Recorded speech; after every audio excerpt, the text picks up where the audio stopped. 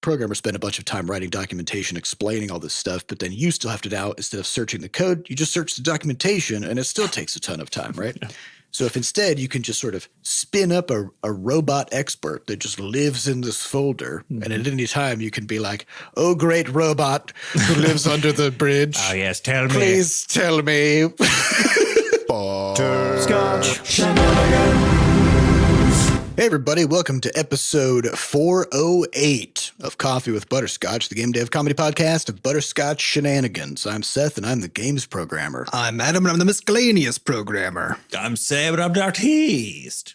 And this is a show where we talk about life, business, and working in the games industry. Today's March 24th, 20 Jubilee. Before we get started, we have a warning. There's going to be profanity on this show, so, you're going to enjoy that.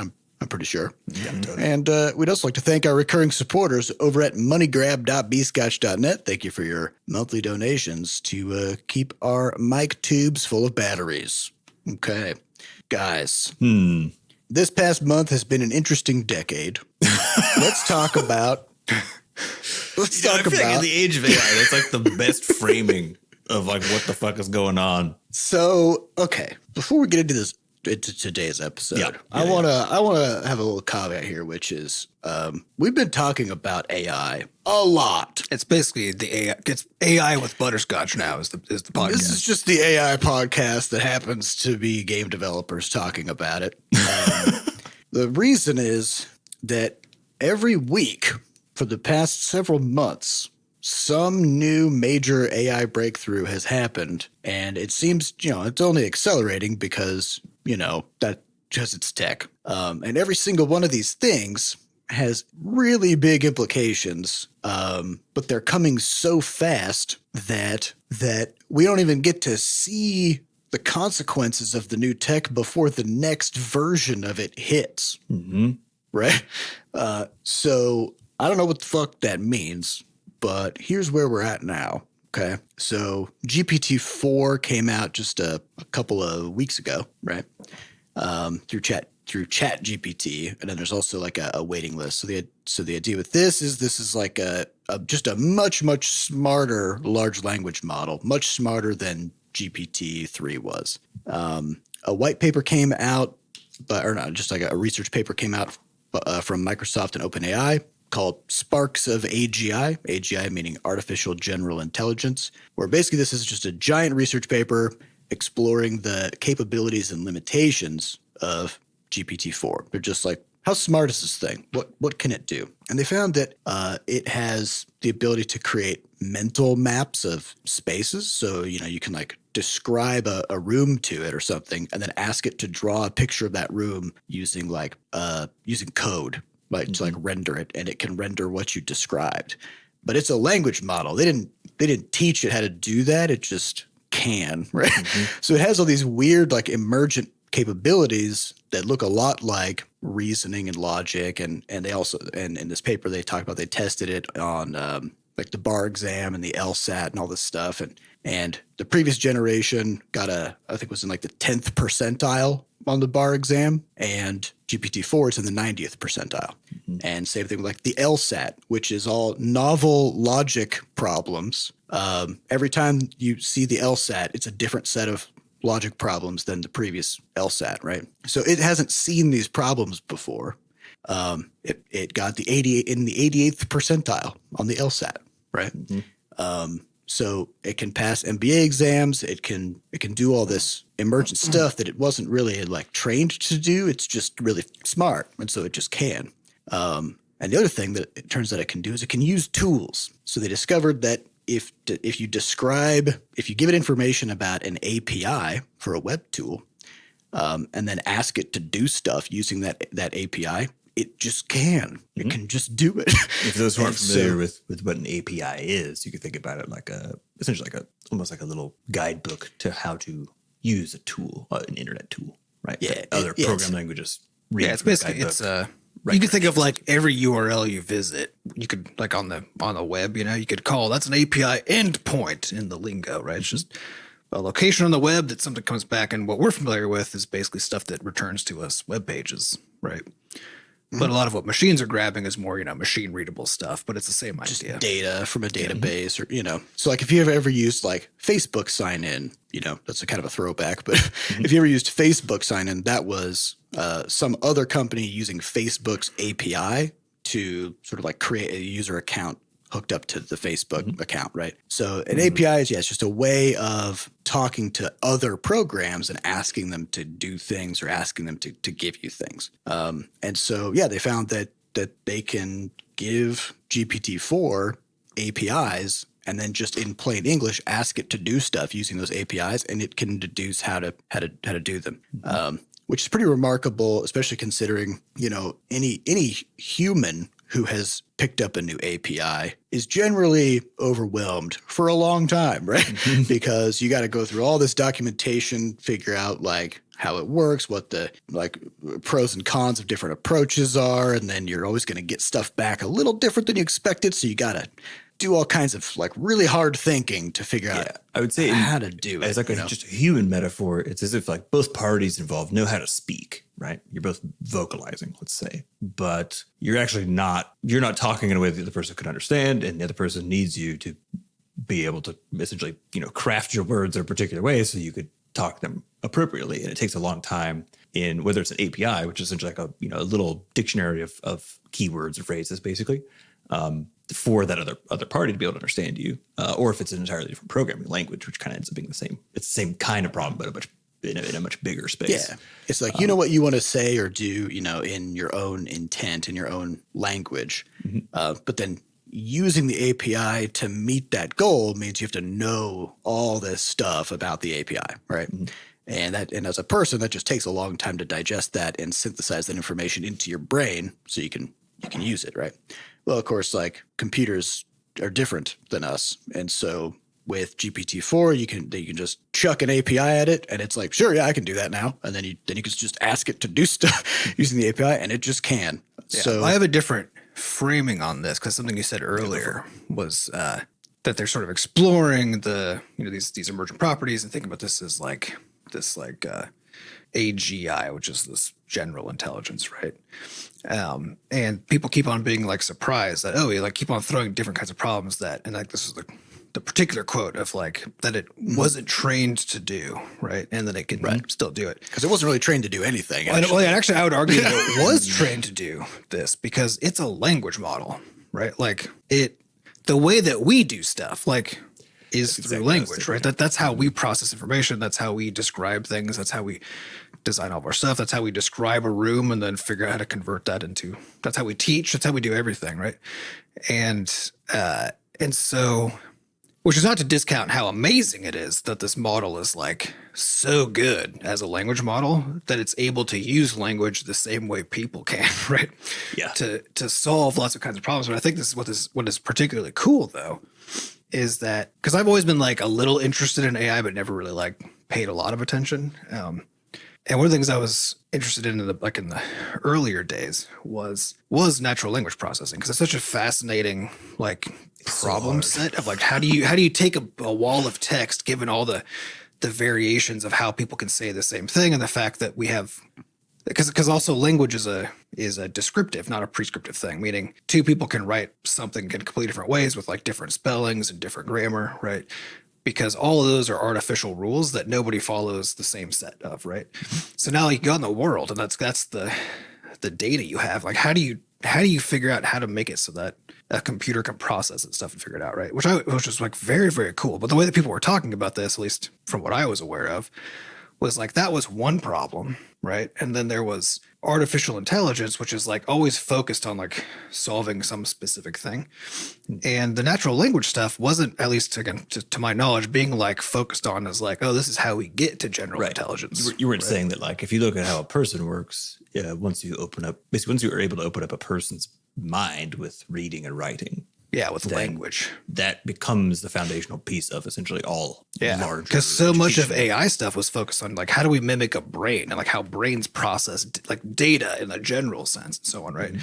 And that it's basically it seems like the language model thing, which is just also seems like a much harder problem to solve than some of these other ones people were trying to, or these other angles people were trying to take, is actually the thing that gives you the toehold into generalized artificial intelligence, right? Because there's been that claim, like for people are always trying to make humans special, right? But we've talked about this on a previous podcast about how you measure intelligence, all that stuff. But one of the big things people talk about is, one of the things that's so unique about humans is the ability to produce and understand language, right? Mm-hmm. Like very intense, broad generative capacity done through language. And I guess it does stand to reason that, hey, if you get that to replicate, if you could replicate that capacity, then maybe you just get the rest. You know what I mean? Maybe the rest just comes along for the ride after you definitely get a whole bunch of it. Right? It seems like that's the case. I mean, because they've found that, like, for example, with GPT-4, they can say stuff like, write me a mathematical proof and prove this concept, but do it in the style of a Shakespearean sonnet.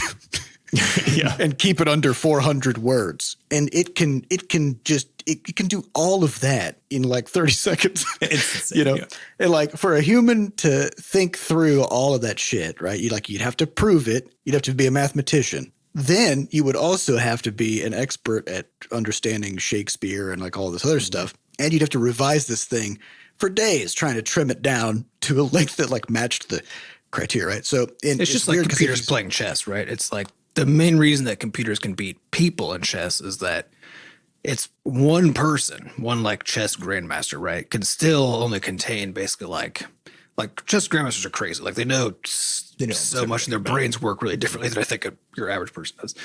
But even still, they're limited by the storage and compute capacity of a human brain. And also what they have seen brains specifically, right? Yeah. And human brains are actually designed to filter things out. Right. Because like we evolved to survive and reproduce and most things that we see are things that we've kind of seen before and whatever. And our brains work really hard to try to cut things out.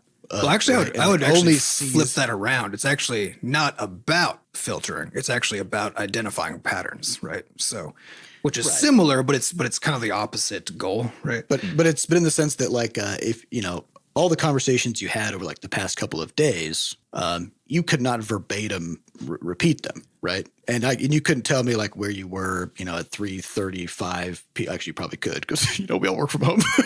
but there's all these really specific things that your brain is just like doesn't matter, right? Because it's got to save space and sort of like it throws out most of the details in favor of creating patterns, right? And so we have this really limited capacity to process information and think, and also all that has to be balanced against a lot of our other competing needs.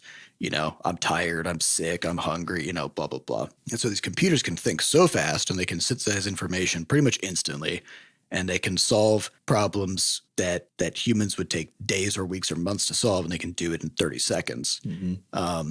And so, there's this weird, like you're saying, Sam, if you're talking about intelligence as a measure of like, how well can this thing reason and use language? Then I would argue that this thing is way smarter than a person. Oh yeah, any person on that metric, right? Well, I think what's become weird about it is that just yesterday, so we record this on Fridays, right? So just yesterday or last night, I don't remember exactly time when it was, but they GPT-4 OpenAI, the company that created GPT-4 and that whole thing, announced these plugins, right? So again, it's like that you are now able to, as it was described earlier, provide a very brief API description for a web service, for anything basically, and then ChatGPT can basically use it on command when you want it to. So you could say, hey, I think you can check Expedia, you could do Zapier stuff, you could do. There's only a handful of them that are like publicly available right now. And then it also got this Python code sandbox where it can write and I believe execute, right? Yeah, you can basically, you spin up they're just running a virtual machine somewhere that's running Python. So it's like so the idea of a sandbox in this sort of context means typically like an ephemeral sort of virtual computer living on top of a real one that's like really well isolated from the real computer and from other fake ones, right? So you can do all kinds of things in the sandbox and you won't accidentally blow up the whole world. Because the main reason that you can't just easily go like get raw access to like running programs like through your browser and stuff, right, is because the security implications are of just like letting somebody arbitrarily run, say, Python or any other programming language that lets you do anything, right?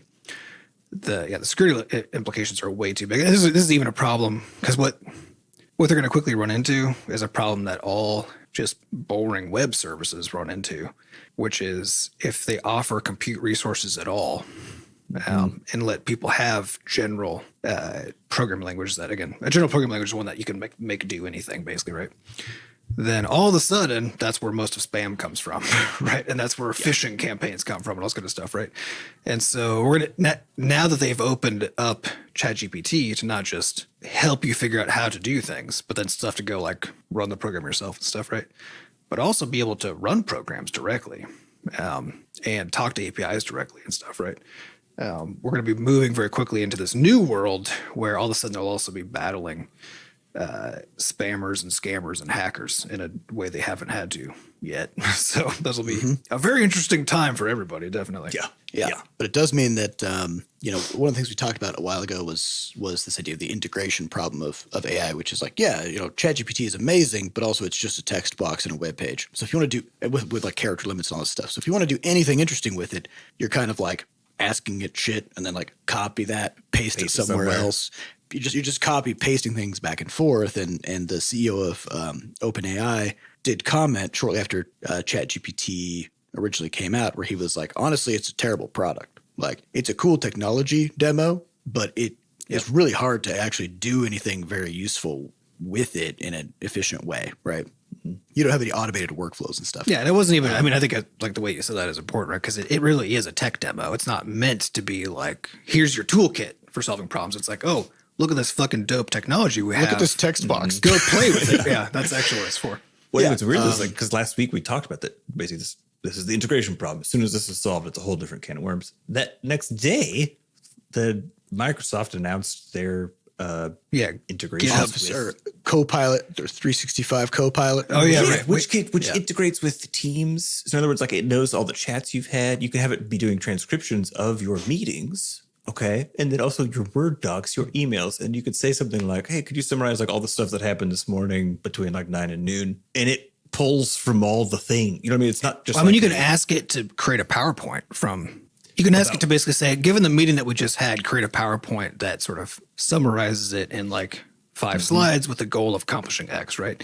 Right. And it'll just use the data that I got stored in this fucking Excel sheet. Yeah, right. And it'll fucking slap together like a dope PowerPoint presentation that looks professional as fuck, right? I saw a video of somebody doing this. Dude, it's crazy. Wild. Google like really needs to get their shit together on this because they're. I mean, they announced a similar thing basically the same 2 days earlier, like around the same time, but it didn't hit quite as hard. I think it's because nobody has access to it. Yeah, that's true. Yeah. That's true. Well, this it doesn't matter. Kind of because they just announced it like, oh, we're doing this, and it's like, okay, well, I can't even look at it. Okay, but can we use it though? Yep.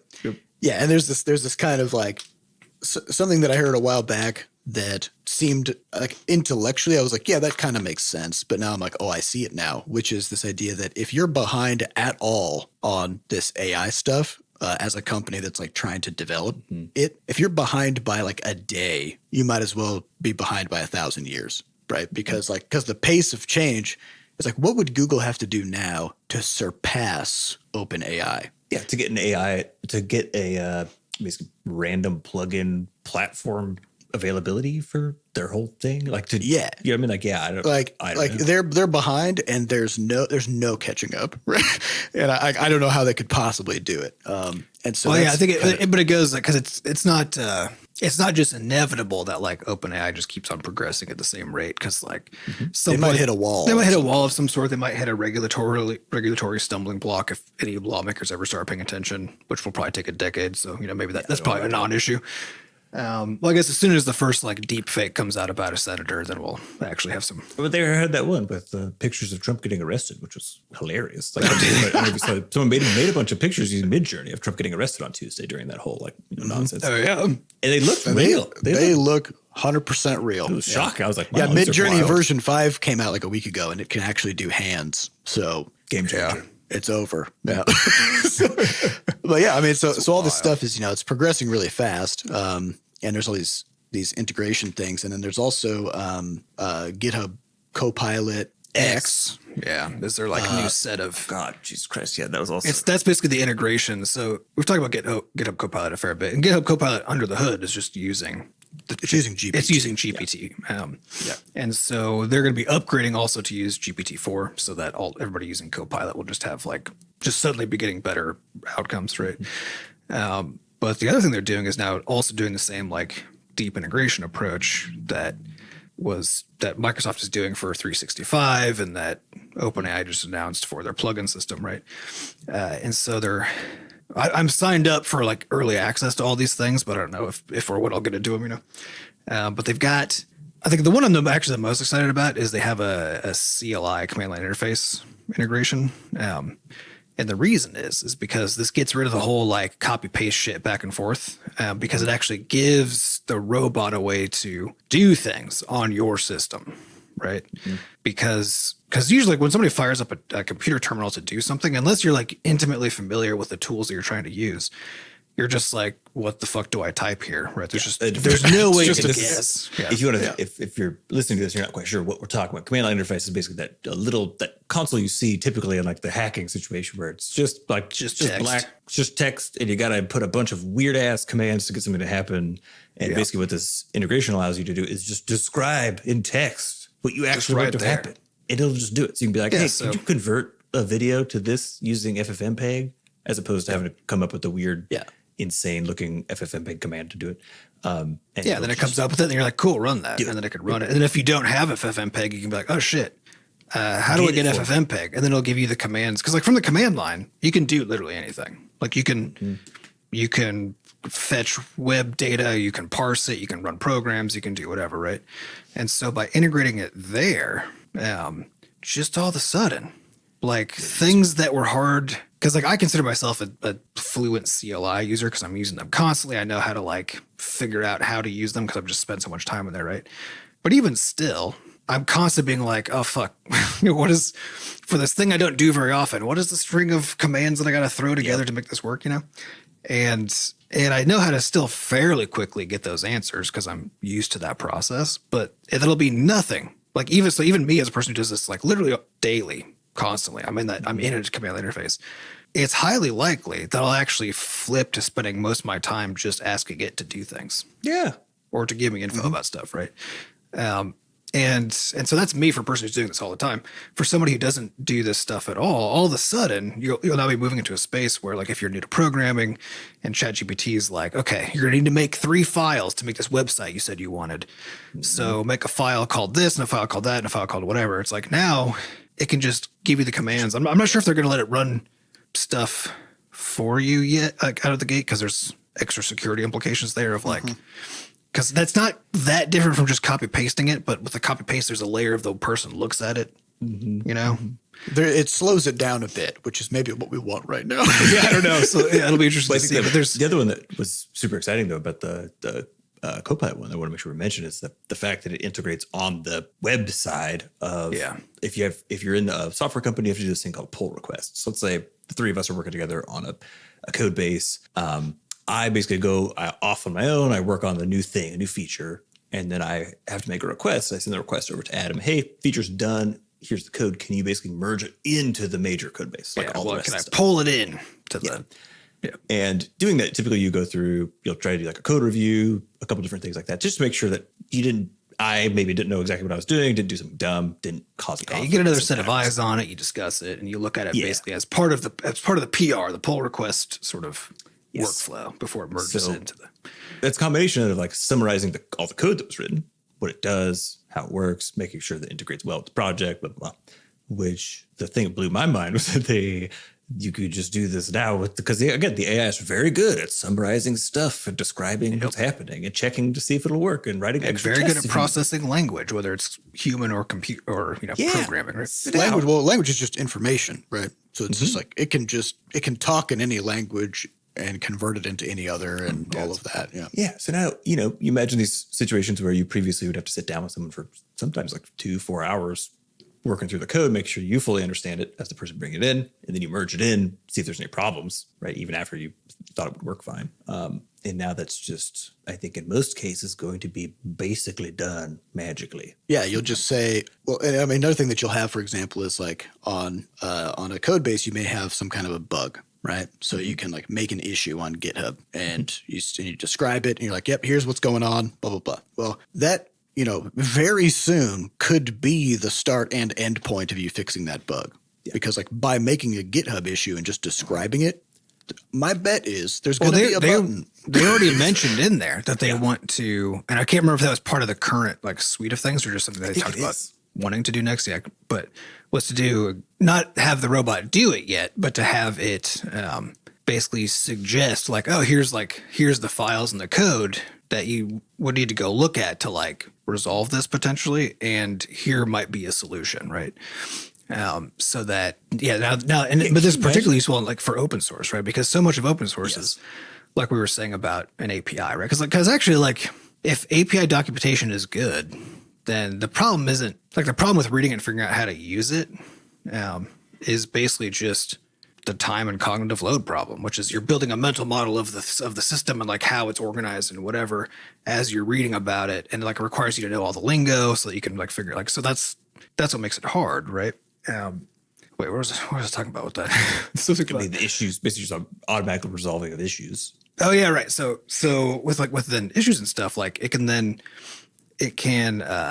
have no idea where my train of thought was going there. It's just gone. Well, I mean, but I think the thing to look out for here is just that these, the step we're at right now is like we have something that can program really well and can describe things really well, and also like GPT-4 is able to debug code via just like paste an error message into it, and it'll be like, here's a fix, right? They're also adding that integration into VS Code, because that's the Microsoft VS Code, Visual Studio and Visual Studio Code, which are their two flagship like programming products, right? And GitHub. Well, yeah, but there's different feature set, right? So the thing that they're adding into the editors is that they're actually going to have this deep integration where it's watching because those editors already have systems to be alerted that there's errors or issues or bugs, right? Yeah. And when you run stuff, you're running a terminal. And so the terminal has like ways of identifying issues and stuff that you can describe. And you can tell the editor how to pull error information like out of those, right? But that's this really tedious, horrible thing of like trying to put regexes together and figure out how their system works and all of that, right? But they want to do deep integration with Copilot, with GPT, so that it knows about all of those things. Mm-hmm. Because as soon as it knows about all those things, you don't necessarily need to write anything anymore, being like, oh, here's how you process this error so that you can tell me there's an error and provide a link to get me to it, right? Because I run into problems with that constantly where it's like it dumps like a file path in like the line number or whatever into the feed, but it's not formatted in a way that VS Code understands yet. So like I can't just click on it, right? And then I have to go like tell VS Code how to do it. But if you throw GPT on top of that, it can figure out that that's a fucking path, right? Mm-hmm. It can make that into a link, right? And so that's basically this like next rollout phase is this integrated level, which is exactly what we talked about a week or two ago. But it doesn't even need to make it into a link because it could just go fix the error itself and be like, here's my proposed fix for this error, right? And you can be like, all right, and that's kind of the like, we're I would say we're months away, but that might be too long. But like we're months away from being able to like, make an issue on GitHub and say, I'm having this problem with this code base, right? Not even necessarily with an error message. You're just like, it's not doing this. And you can just describe it in plain English. And then just, from there, just like hit a button that says, have my Copilot propose a fix. And it'll branch off. Yeah, I'm really pumped about fix up the code when make a pull request. Yeah, when this features start to roll out, like I'm going to be playing with those a lot. Because there's tons of little like issues that I know of that I'm like, I know it's going to be hard to figure out. It doesn't matter that much. So not worth the effort. Or features where I'm like, oh, it'd be really cool to do that. And I do know how I would do it, but it's going to be so much code. It's just going to take a while. Yeah. It's just going to take a while, right? And so because I think that still the fundamental limitation, now that we're actually starting the integration process, the fundamental limitation to having these things just like do tons of stuff for you is still just the distinction between the generalized model and your specific project, right? Because at the moment still, like if I open up my Git repo in VS Code and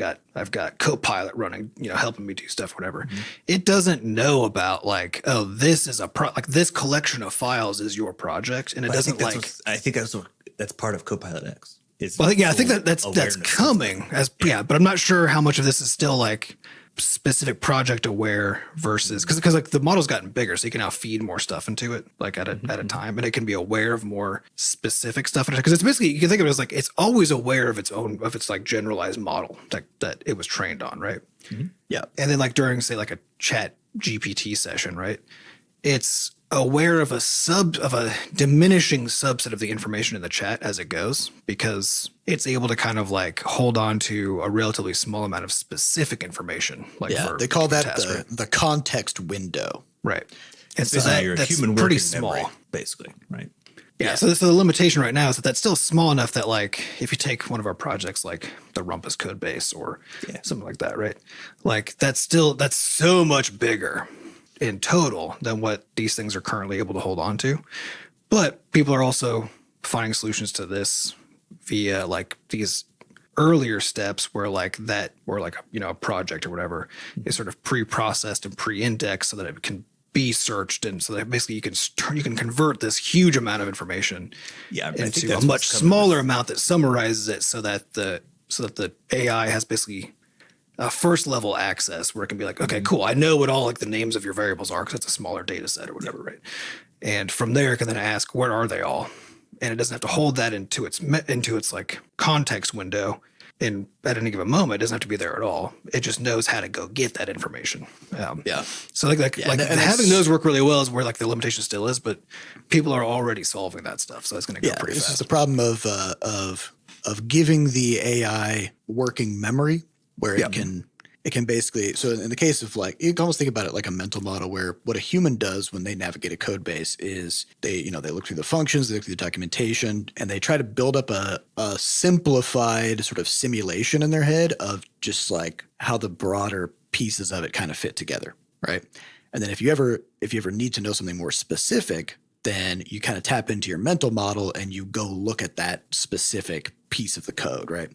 And so rather than memorizing the entire code base, you create a simplified version of it in your brain.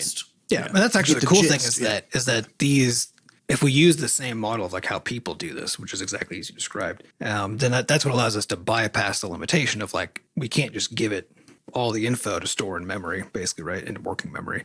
But also that's probably not even that efficient, right? Because the details don't matter most of the time. It needs a way to get the gist and then go get the details if it needs them. Yeah. So in the same way that your brain holds on to like I mean, like when I'm working on code, a lot of what I'm doing is being like in the moment, like what the fuck is this thing? And then I can navigate to it, right? And it's very like, and then I read a little bit until I'm like, okay, I get what's going on here, right? And then I can move backwards, right, and continue where I was.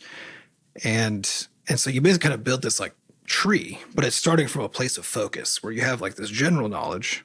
Okay, this is working the same way as people do, right? Like I have general knowledge of like programming and problem solving and the kinds of problems that I'm solving, issues in the studio, whatever, right? Mm-hmm. That's your training set. That's my training set. And then I have my specific project, which is like Rumpus or something, right? And then I have a mental model of that's kind of fuzzy, but I understand like the general idea of what the components are, how it all works together. And then when I'm working on something, I basically like my focus is constantly moving where I have like some goal that's hopefully well articulated, right? And I need to figure out now, where do I go in the project? Like, what are the entry points into this project to start accomplishing this goal, right? That's already a hard problem unless you're intimately familiar with the project and actively working on it. This is not even just a code thing. This is true for any kind of project, right?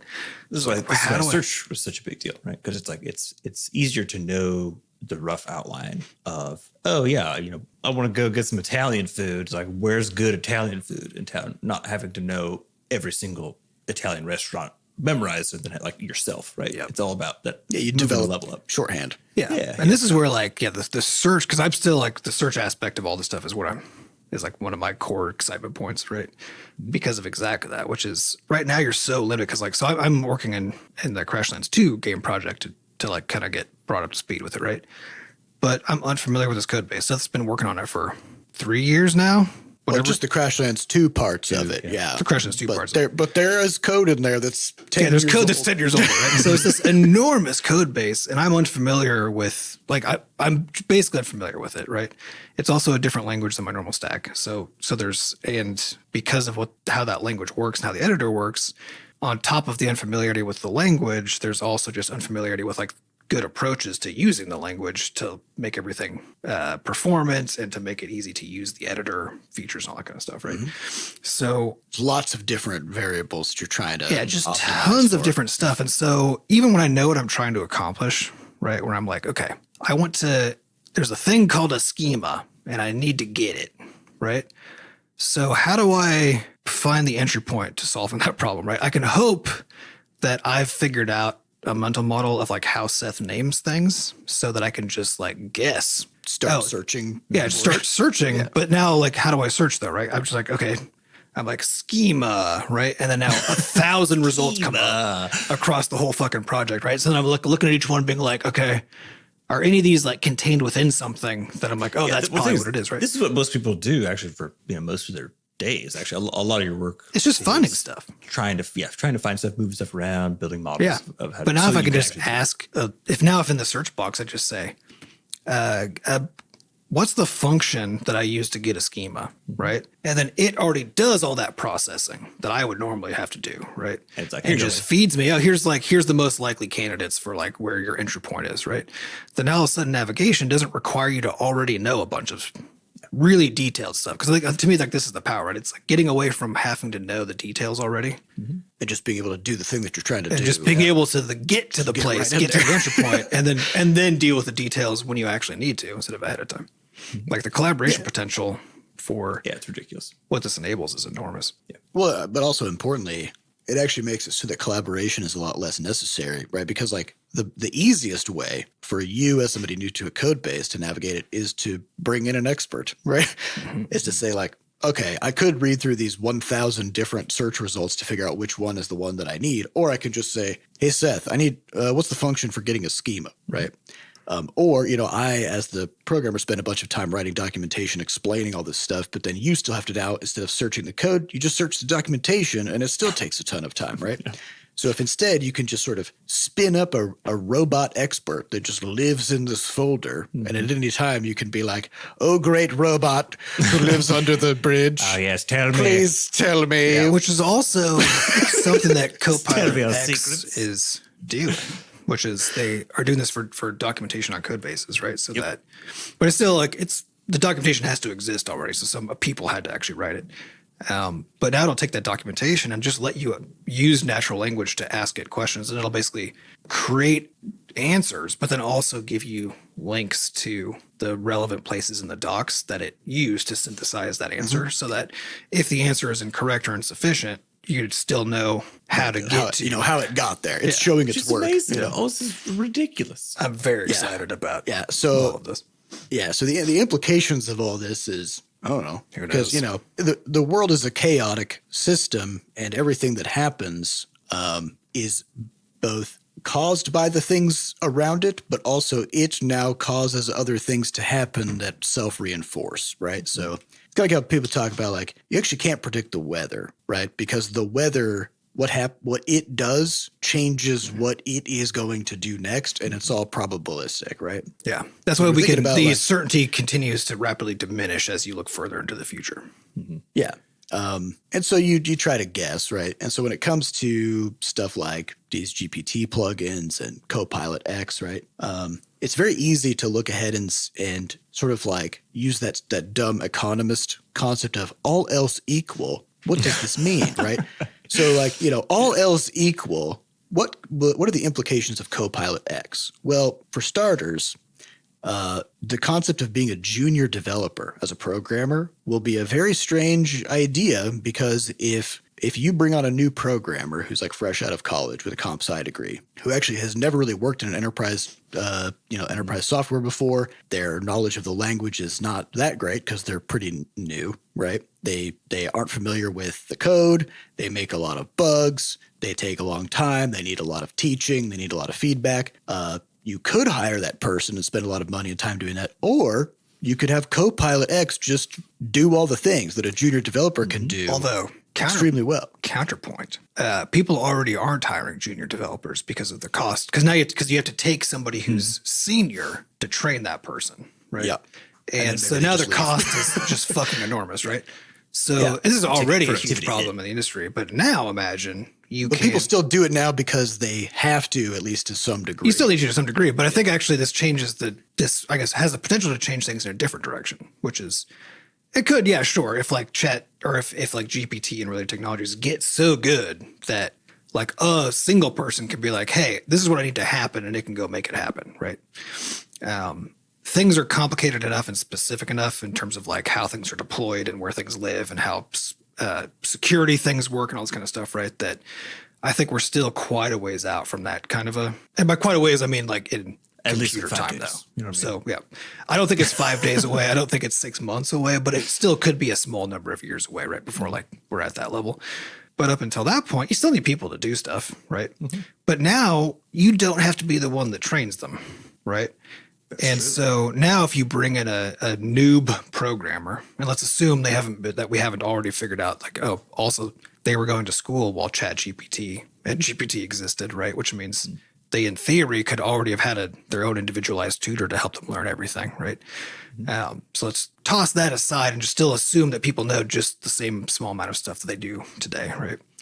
Bring them in as a junior dev, and now it's because I'm imagining this for myself, right? Like, I actually love the idea of like bringing in a smart person who's new to programming and then just like being like, go do some interesting stuff, right? But the problem is that, especially at our scale, that really just means you're doing interesting let me spend a whole bunch of time evaluating your work and teaching you how to do stuff. Right? But if instead that means, hey, I'll give you access to all of our code and to all of these AI tools, go like find some bugs that could be fixed and figure out how to fix them. Go add some documentation, go do whatever, right? You're saying that Chat GPT becomes a mentor for... It becomes a mentor that enables somebody with much less knowledge to basically instantly have context, right?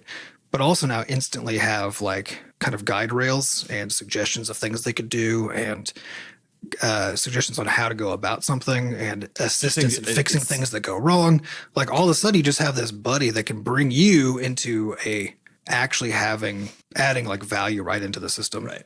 Instantly. Well, you're basically saying you go from being a junior developer to not being a junior developer. Yeah. I said, if you have access to GPT, then you are a senior developer because you can do Well, I think because I think do any of the things. I think it brings you into like a mid-tier developer. Like if you're smart and like comfortable using these kinds of tools, right? Then I think you get to just get bounced right out of like junior into more mid-level. Because I think like at least currently, I think the difference with like a senior developer is that you understand so many things in and out that you can still, like at architectural level, you can still like the problems that the AI can't get you through and that you don't know how to get through either, right? That's where like the senior developer is like, oh, I've seen that 1,000 times and I understand just like low level shit. So like we can work past that, right? That's still where that space occupies. But you can get there way faster though if you're constantly, because like I'm thinking of all the stuff that I had to learn by trial and error over 15 years of programming, right? Where I would spend like something would go wrong and I would spend like a day figuring out how to address it, right? And a lot of that was like Google searching and searching Stack Overflow. And sometimes I'd find an answer, sometimes I wouldn't. Sometimes I'd find a whole bunch of answers that were variable quality and I'd have to go try stuff because I didn't know which one was it, you know? Like imagine if I got to accelerate that whole process because I would run into that same problem, but now I could just go ask a thing that already knows all of that stuff and has already seen all of those same problems. And it can just explain to me why that went awry and how to fix it without me having to spend a day figuring that out myself. Right. Yeah. But again, this is an all else equal situation because there's something else that there's a feedback loop that also happens. And I did this earlier this week. I was like, I'm going to talk to GPT-4 using the Chat GPT window. And I'm gonna just tell it to come up with an idea for a web app, and then I'm going to have it build the web app. Mm-hmm. And so it came up with an idea for a net worth calculator where you just like you can put in your like assets and liabilities and stuff. And its idea was very grandiose where it's like it'll be AI powered. It basically was an ideas guy, right? Where it was like it's going to be powered by AI and it's going to integrate with your bank. It's going to do all this stuff. Cryptocurrency. Yeah. And I was like, okay, well let's really simplify this to like a real basic MVP first before we go shoot for the moon, you know? And it was like, okay, yeah. And so I was like, okay, so like write me like the most basic version of this web app that just has like one feature only, right? and it spit out the files, and I spit out like the text, right? And I put those into files. So again, it's the integration thing. And I double clicked on the index.html, and sure enough, there it was. There's a web app that's a network calculator. And then I started just saying to it like, let's add this feature. And I just described it. And it's like, here's the new code. And I just pasted it in, and it fucking worked again. And it was exactly what I asked it for. And I went through this 3 or 4 times. And what I ended up with was a functioning web page that had all the features as I described them. And I didn't ever actually look at a single line of code. And so for me personally, like in my mind, I'm thinking, why the fuck would I ever learn JavaScript? Oh, yeah. Or HTML or any of this stuff if I can just learn English and just tell this robot, hey, and here's what I want. I think the answer is actually the same as with like any new tool set, right? Which is because actually this is a complaint. Like this is that classic like young people don't know anything, right? Back in my day. Because people don't need to know. Well, yeah, yeah. which I'm not even saying is bad. But you see the same thing happening because of React. So React is a web framework that makes it easier to like basically describe things as discrete components. You can be like, okay, I've got a button, and I have a way now of like describing the button in a way that's much more concise, and like it's like scoped to this like one thing, this idea of a button, right? And it can do all these cool things and whatever, right?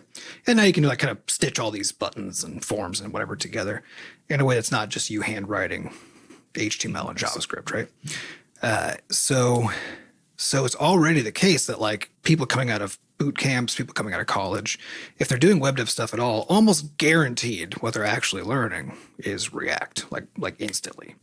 In fact, they're often just bypassing like basic HTML, CSS, JavaScript, and like just learning those things sort of vaguely as a way through like React. inference by learning React. And so there's actually this whole like, and to me, like, I think this is totally fine. But there's a lot of people who are like, oh, but these people who are like all these React devs don't even know the fundamentals of like HTML and JavaScript and CSS, right? Yeah, no, that's fine. And I think it's the same. Again, it's the same thing as like any kind of expertise. It's that you don't need to know all the lower levels of things to accomplish every goal, right? You don't need to be able to build a microchip or write an assembly language or whatever to be a programmer. Right. So there's no sense getting like mad that people are occupying a certain sort of layer of abstraction, right? But it is still true though that the more knowledge you have of the lower levels of below where you're working at your abstraction layer, the more able you are to solve weirder kinds of problems that not everybody is dealing with, right? Because you can now get into the guts of things and do stuff. Because I'm thinking of like, but I think it's the same thing. It's like, it's really easy also for like a junior dev in a boot camp to spin up that same website that you described, Seth, right? Like they had to learn a whole bunch of stuff to get there. But like like they're doing that within a few days or probably a few days, right? I did it in 15 minutes. Yeah, I did it in 15 minutes. Yeah, exactly. But the question is like, does that continue to be true, right? So as you want to build something, like let's say you do want to hook this thing up to a login system. Right, you're saying beyond this MVP, basically. Beyond prototyping. Because I think again, like still where we're at right now with all this stuff is like the prototyping phase where all this is really good at digesting information, giving you like small-ish answers to small-ish questions, right? And that all that scope is growing, definitely. But we're that like last mile problem. That's always hard because I think the best way to think about what these things are doing is the same way that people do stuff, because the fact that we're using language models trained on human language, right, and computer language to do problem solving basically means that they're solving things the same way that people do, right? So the same reason that things are hard and like going to the next phase of abstraction or the next scale of problem solving, like the same reasons that those are hard are going to be the same reasons that the model struggles and like has to be somehow changed or upgraded or fine-tuned to like get to that next layer. And so I think what we're going to be seeing over time is plateaus, right? Because that's how technology really works. It'll like plateau at some layer of abstraction or some like scale of problem solving until some new breakthrough occurs. And then it bumps up next layer of abstraction or integration or whatever. And it keeps on doing that. And the question we have here is basically how long are those plateaus and how fast do the bumps happen? And what does it look like every time we jump into the next plateau? Yeah. The thing that I'm kind of grappling with myself is that, the same thing applies to to me as a human, right? Like I have the ability to kind of like jump ahead in knowledge in certain spaces, and then I will like kind of be stuck there for a while. And Yeah, then I'll exactly. learn It's something. exactly the same.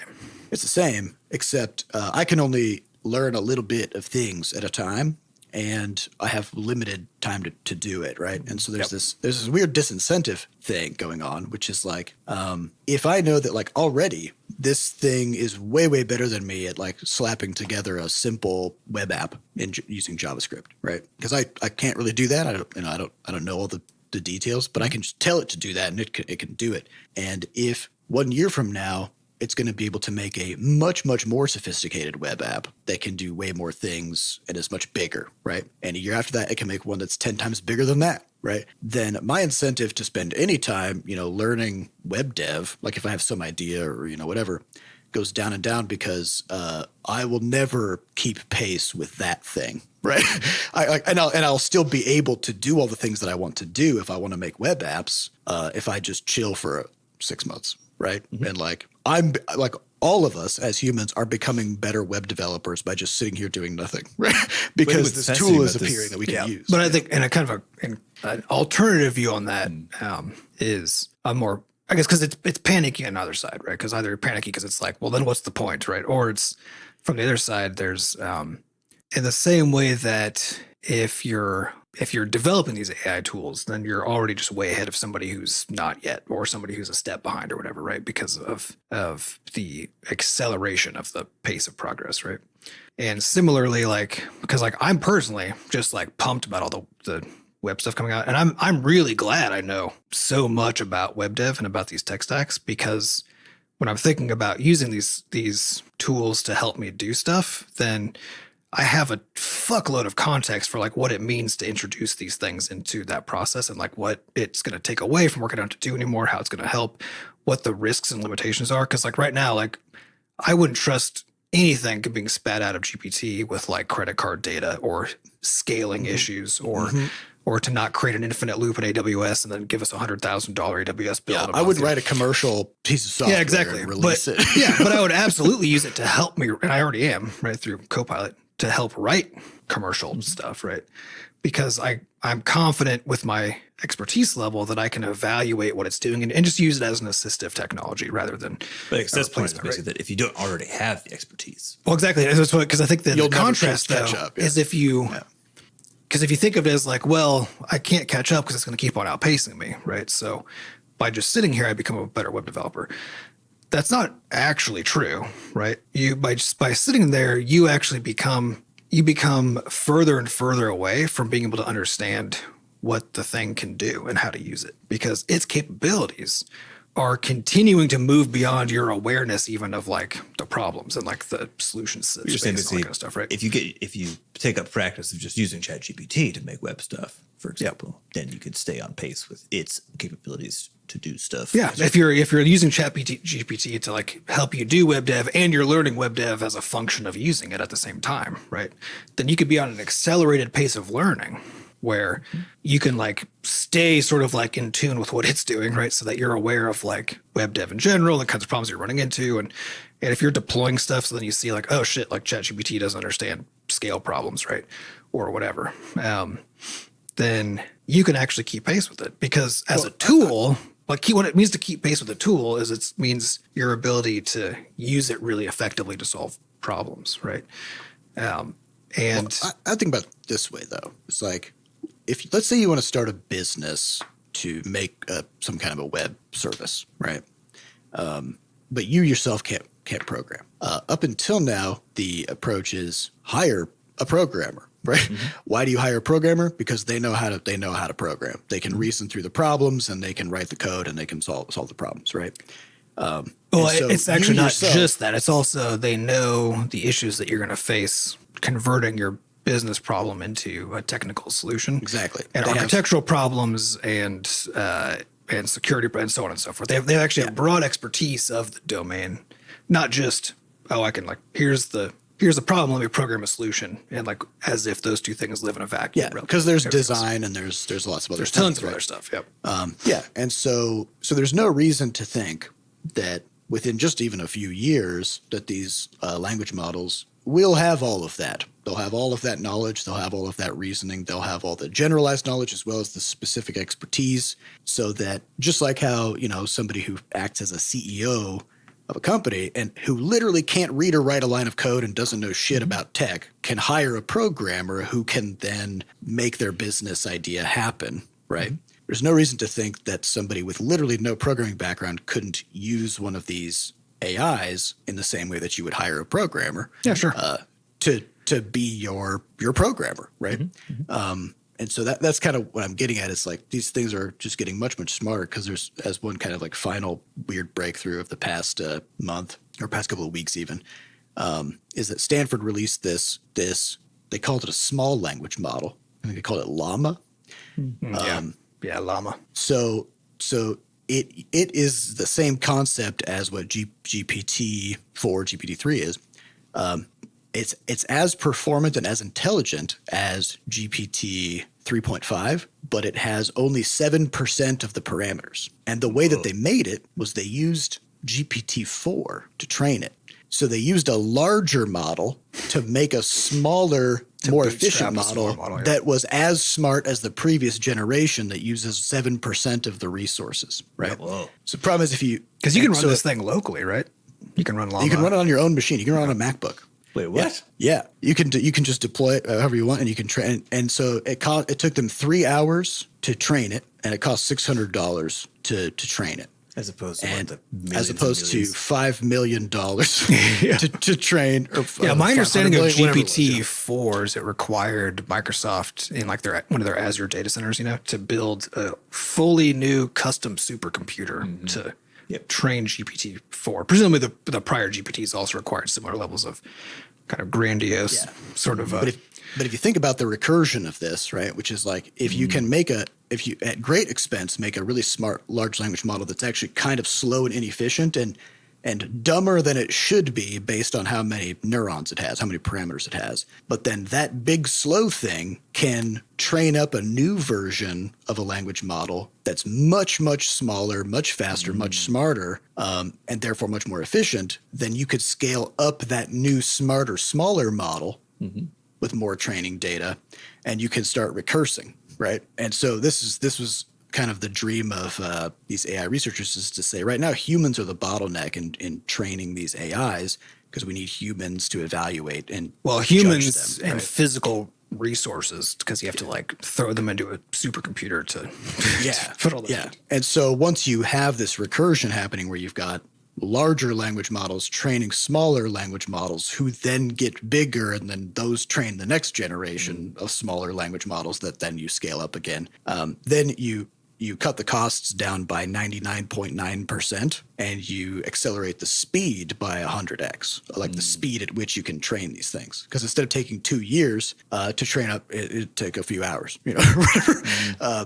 So this just happened like in this past couple of weeks. And so the pace at which these things will be getting smarter because of this feedback loop is suddenly going to be very fast, right? So all this is to say, this is why I was saying about like this whole all else equal thing, where it's like if you look at the world today and then just like add AI into like tech jobs, what happens? It's like that's not how it's going to go, right? Like we have no idea what the world is going to look like 6 months from now or a year from now with the pace at which these things are accelerating. Oh, yeah. I just imagine like if I had sat down on my course to learn because we're all self-taught in all of our disciplines. And it was back in 2008, or 2007 when I started to like really earnestly try to learn programming, right? And the way that I had to do that at that time in particular, because that was also earlier internet days, right, was I had to talk to people who knew a lot about, it's like I had a friend who was in a comp sci major in college, because I was just out of college. And he was like, okay, I suggest that you take this path, right? So like I did, and it ended up being a good path for me, but I think wouldn't have been a good for actually lots of other people. So like I just was lucky that either he accurately diagnosed what I needed or that his opinion was good for me, right? Either way. It just happened to match. Yeah, just happened to match. And so had he given me different advice in that random pivotal moment, right, my whole future could have looked completely different because I never would have learned programming or whatever, right? But then I had to go. So he was like, oh, you should learn C++ first. And I was like, this is hard and boring. So I need a more fun way to do this. Right. So, Yeah. but also like I didn't even know how to start. And so I went to a bookstore and found their section that had comp sci books. Right. And then I just happened to find there was a book that was like learning game development and C++ together. Right. And I was like, oh, this sounds way more fun. It's like I buy this physical ass book, right? And I get home and it's like I'm reading stuff that's already out of date, but stuff didn't get out of date as fast as it does today, you know. And they're like, okay, you need to go to these websites and download this stuff. And I'm already trying to debug things because the stuff doesn't work right away, you know. And I don't really understand like all the details of the stuff that I'm reading, but I don't have an easy way to be like, I just need a better description of this. You can't inquire about anything. Yeah, so it's just like I'm just stuck in my own like slow feedback loop of trial and error and continuously like reworking my mental model of how this stuff works because it's just wrong and I don't have easy ways to fix it. But if I were to go back to that time and then just have this like AI buddy, you know, who now I'm like, hey, I want to learn programming. Here's some stuff about me. How do you suggest I start? Right. And it's like, okay, well, for your case, because of like the way that you like to approach learning and whatever, like you should start with Python or start with C++, or you should start with a game dev angle or whatever. Right. And here's some things that you could use to do that. I'm like, okay, dope. Give me, what are the best learning resources for that? I could like, give me a list of things. And then as I'm learning stuff, I'd be like, I don't understand how functions work. Can you explain to me how functions work, but like relating it to something I'm into. I'm really into dinosaurs or whatever the fuck, right? And like now all of a sudden it just like tells me some allegory about teaching me how functions work via like a story about dinosaurs or some shit, or a Shakespearean sonnet or whatever. English, you know? Yeah, just I get to fully tailor my learning experience to what I need. But this is the weird thing is that going forward, this is like what you're talking about the culture series a while back. You don't actually have to learn anything going forward because you can learn stuff if you want to. But the reason that you would say, I want to learn programming is because there's something that you want to make or some problem you want to solve. But if you've got this brilliant, super brain that you can just say, I have this problem. Can you solve it? And it's like, yeah. I think there's a built-in assumption to that statement, though, which is that the reason you do X is because you have a problem you want to solve or a thing you want to build. And there's a more fundamental reason for doing stuff that we've just fallen away from, which is because it's just fun to do stuff. Yeah, that's why. That's what I'm saying is it's all about you can do stuff if you want to do it, but like for example, if you want to make a web app, you don't have to go through the years of trial and error figuring out JavaScript because maybe you're not actually wanting to be a JavaScript programmer. You just want to have this web app and play. What if the aspects of your life become all hobbies? Mm-hmm. Exactly. Well, that's the dream.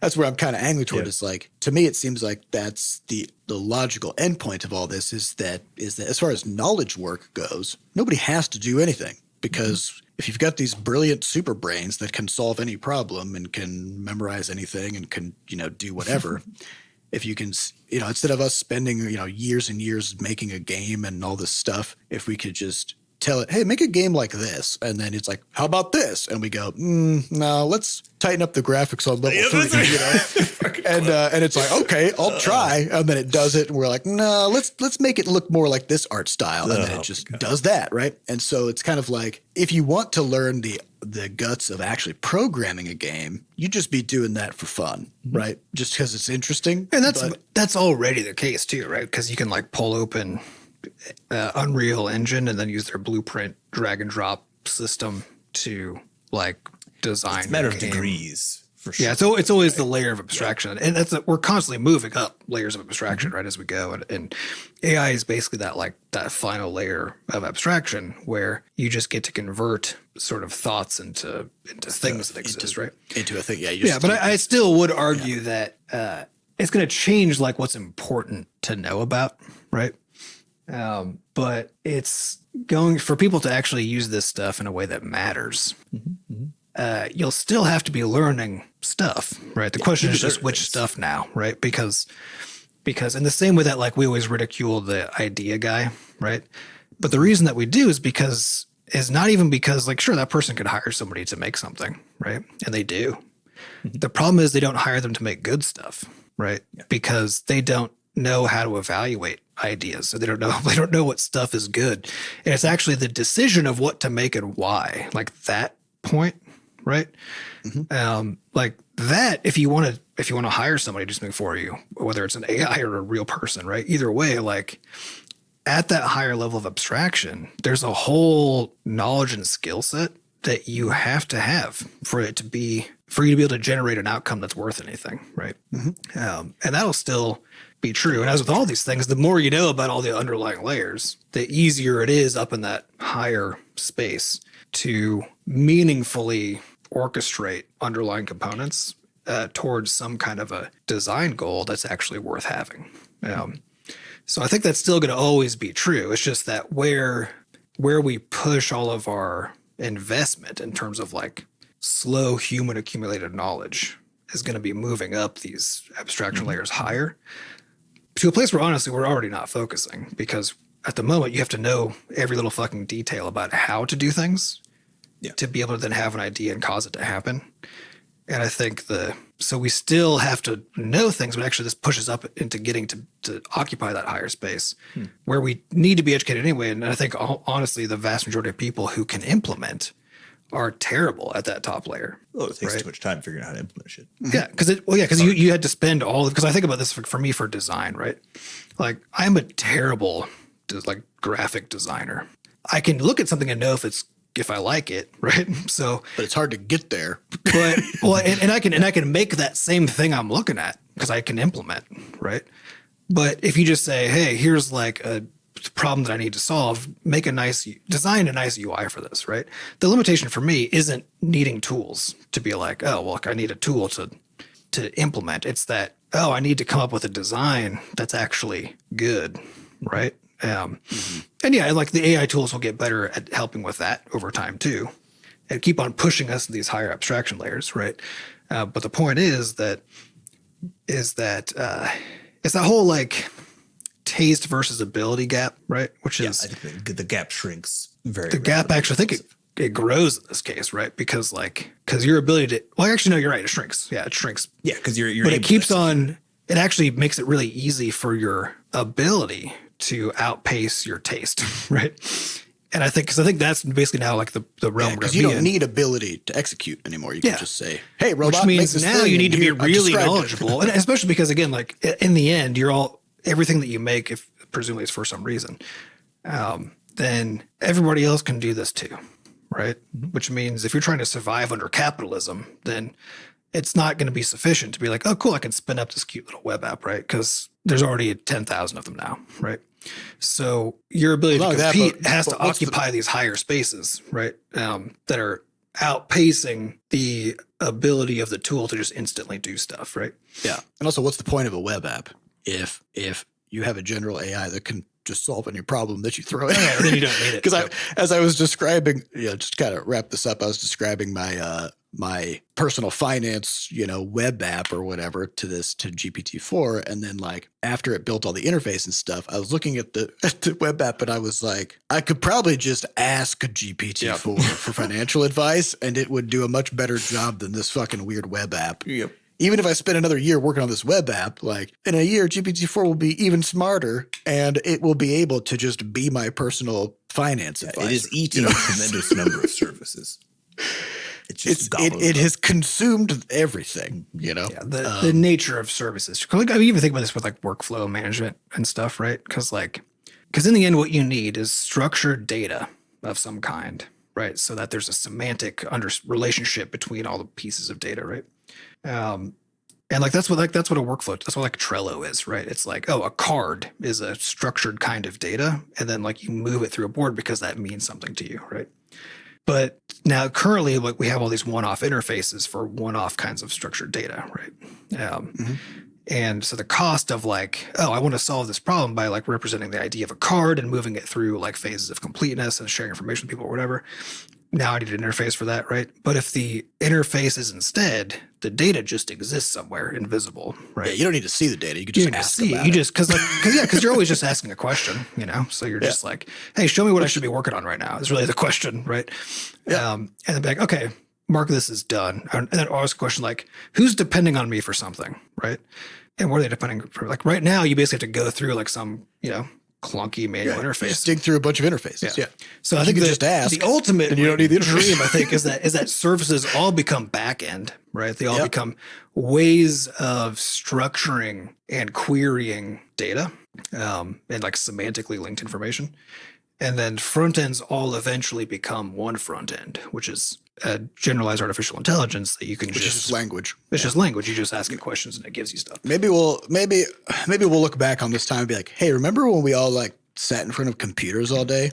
And like that was how we solved problems. Mm-hmm. That was fucking weird. What was that about? Like we had all these like websites, and now I just got like I got like a smartwatch that I can just talk to it, and it's hooked up to GPT-12 or whatever, and I can just be like, hey, smartwatch, I need like another $1 trillion in my bank account. Can you spin up a few new businesses? And it'll be like, yeah, no problem, buddy. Right? Automate some revenue streams for me. Yeah, can we automate some revenue streams?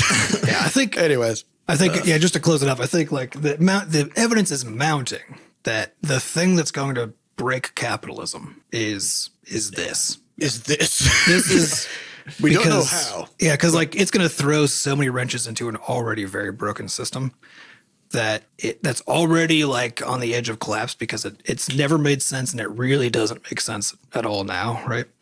And this is the thing that's going to cause it to implode, and it's not going to be pretty. It's the process of doing that because all of the idiots in charge are going to just be like, I don't know.